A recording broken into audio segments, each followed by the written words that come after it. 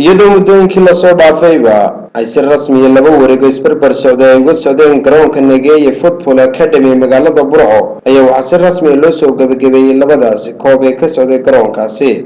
munaasabad ballaaran oo loo qabtay guddoonsiinta labadani kooxood ee ku guuleystay koobabkaasi ayaa waxaa ka soo qayb galay barasaab ku-xigeenka gobolka Togdheer, mayor ku-xigeenka degmada Burco iyo waliba isuduwaha wasaaradda dhalinyarada iyo ciyaaraha ee gobolka Togdheer. waxaana halkaasi ka hadlay isuduwaha wasaaradda dhalinyarada iyo ciyaaraha ee gobolka Togdheer Ismaaciil Weydaar, mayor ku-xigeenka degmada Burco Maxamed Xasan Jaamac Xoday iyo waliba barasaab ku-xigeenka gobolka Togdheer Maxamed Diiriye Xayd. waxaana mas'uuliyiintaasi ammaan ballaaran u soo jeediyeen maamulka iyo waliba mas'uuliyiinta garoonka Nageeye Football Academy ee magaalada Burco ay sheegeen inay door muhiim ah ka ciyaareen sida isku dhexgal lahaayeen dhalinyarada gobolka Togdheer. waxaana hadaladoodii ka mid ahaa sida tan: alxamdulillahi rabbil caalamiin. maanta oo bishu tahay 18 bisha 9 2015 waxaa xaflad loo qabanayaa garoonkan Nageeye Stadium oo lagu qabanayo xafladii lagu guddoonsiiyay jaysadaha iyo labada koob ka socday garoonkan Nageeye Stadium ayaan doon maanta lagu furay.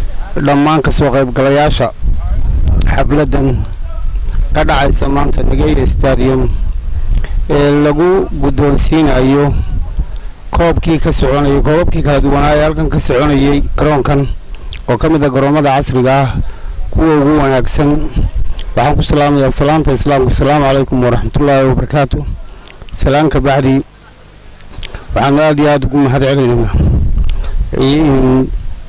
mulkiilaha garoonkan Cabdiqani Nageeye Stadium oo lagu magacaabo Dr. Cabdiqani iyo ciddii soo qalqaalisay tartamadii halkan kala duwanaa halkan ka soconayay kaas oo ku guddoonsiin doono labadan koob ee kala duwan labada baarti ah iyo biladahan halkan galabta ka muuqda. inta ka bacdi waxaan aad iyo aad ugu hambalyeeynaa ciddii ku guuleysatay koobabkan kala duwan iyo kuwii laga guuleystayba. waxaan idin leedahay hambalyo. waan u mahadcelinaynaa qabanqaabiyaasha wareegii Nageeye Stadium runtii halkan maanta gabagabadiisa aynu fadhino soo qabanqaabiyay. waxaan leenahay kooxihii hadhayna waxaan u rajaynaynaa inay wareegyada dambe insha Allah taala ay kaalmaha hore iman doonaan. qolyahan caawa koobka loo qabanayana waxaan rajaynaynaa in qoladii laga badiyayna waa tahniyadeena, qoladii koobka qaadana waxaan leenahay aad iyo aad baa u mahadsantihiin dadaalka samayseen. waxa isa soo taraya oo muuqata dadaalka dheer ee gobolka Togdheer sportiga runtii uu gelinayo.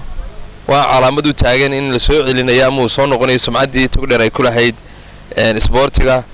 aad iyo aad baan gobol ahaan iyo degmo ahaan iyo wasaaradda ciyaaraha sportiga uga mahadcelinaynaa. marka hore halkan waxaan ka salaamayaa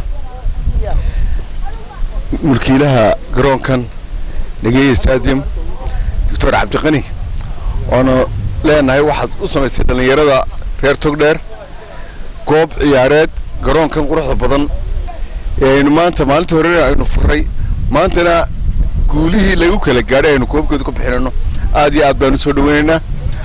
marka labaad cid kastoo kooxihii halkan ku ciyaarayay ah intii hadhay iyo intii marka labadan koob qaadanaysana waxaan leenahay dee waa soo dadaasheen. ciyaartu waa labada bog mid cad iyo mid madow.